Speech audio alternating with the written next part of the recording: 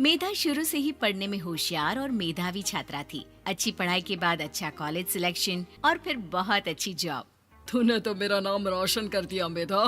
अरे लेकिन ये जो काम करने का तरीका है ना, इसे बदल ले। 18 घंटे काम करेगी तो कल को बच्चा कैसे संभालेगी? तुम्हारी तरह पागल नहीं हूँ माँ, जो बच्चे और परिवार में फंस जाऊँ।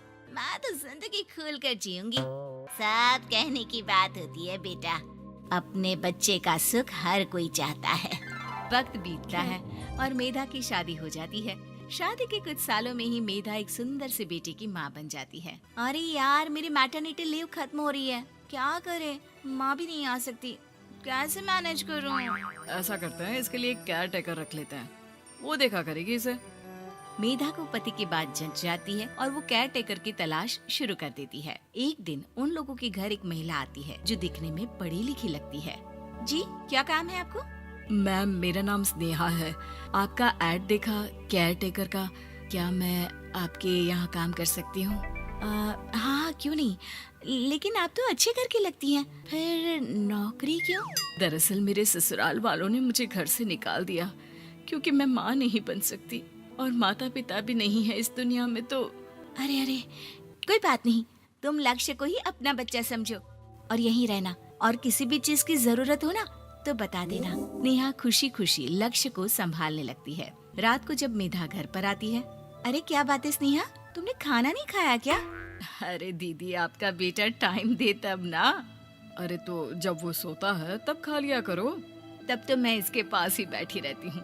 कोई मच्छर या कीड़ा काट ले लक्ष्य को तो अब आप पकड़ो, मैं खाना खा लेती हूँ। स्नेहा वहाँ से चली जाती है। बहुत ही अच्छे से ख्याल रख रही है ये लक्ष्य का। मेधा, इतना तो शायद तुम भी ध्यान नहीं देती। मेधा को पति की बात बुरी तो लगती है लेकिन कुछ नहीं कहती। धीरे धीरे स्नेहा मेधा और उसके पति के साथ बाहर भी जाने लगी। सुनो, स्नेहा को भी बाजार ले चलते हैं, वो क्या है ना, लक्ष्य को देख लेगी जब तक मैं शॉपिंग कर लूंगी। हाँ चलो, वैसे मैं चाह रहा था कि लक्ष्य को लेकर हम दोनों ही चलते। क्या यार, तुम तो फ्री में इमोशनल हो जाते हो, कितना देख लेंगे हम दोनों मिलकर, ले चलो उसे। कार से निकलकर मेधा और लक्ष्य रोड क्रॉस कर रहे थे कि सामने से कार आ जाती है। मेधा का ध्यान नहीं होता लेकिन स्नेहा तुरंत लक्ष्य को मेधा से छीन लेती है। मेधा गिर जाती है और कार मेधा को छूकर निकलती है, जिससे मेधा को खून आ जाता है। पति मेधा को हाथ देकर उठाता है। स्नेहा लक्ष्य को लेकर गले लगाई रहती है। थैंक्स स्नेहा, मैंने तो ध्यान ही नहीं दिया था कि कार आ रही है। स्नेहा का गुस्सा मालकिन पर टूट पड़ता है। अरे कैसी माँ है आप, अगर आज कुछ लक्ष्य को हो जाता तो मैं आपको कभी माफ नहीं करती। छोटा सा बच्चा है, उसे चोट लगती है तो पता है कितनी तकलीफ होती है। पति भी स्नेहा को देखने लगता है कि उसे क्या हो गया। मेधा को स्नेहा पर काफी गुस्सा आ जाता है। घर आकर कहती है, देखो स्नेहा, माना तुम लक्ष्य को बहुत प्यार करती हो, लेकिन वो मेरा बेटा है, मैं कभी जानबूझकर उसके साथ बुरा नहीं कर सकती, समझी? मुझे माफ कर दीजिए, मैं लक्ष्य को लेकर कुछ ज्यादा ही सेंसिटिव हो चुकी हूँ। मैं ध्यान रखूंगी कि आगे से ऐसा ना हो। मेधा का मन स्नेहा से अब हटने लगा था। एक शाम मेधा ऑफिस से घर आती है कि लक्ष्य उसे दिखाई नहीं देता और ना ही स्नेहा। वो स्नेहा के कमरे में जाती है जहाँ दोनों सो रहे होते हैं।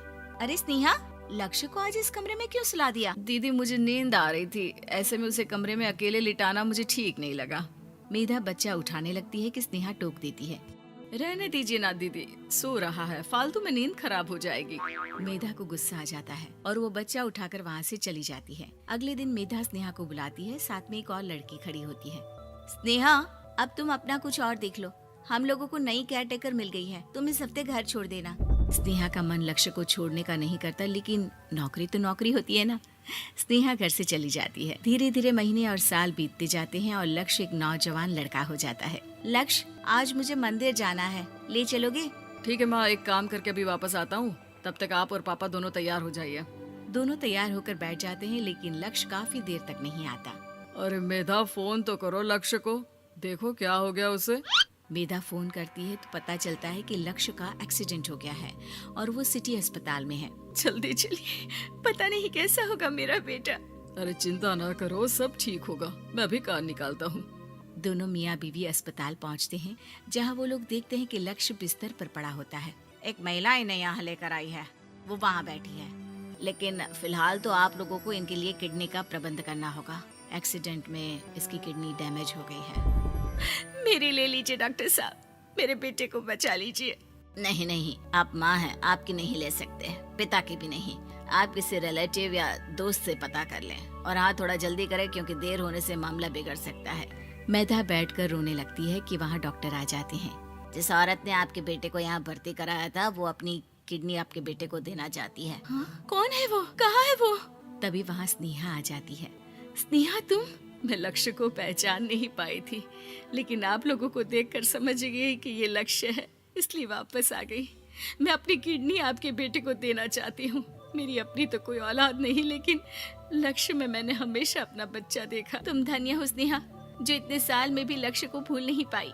सही मामले में तो वो तुम्हारा ही बच्चा होगा, क्योंकि जन्म भले ही मैंने दिया हो, लेकिन आज तुम उसकी जिंदगी बचा रही हो।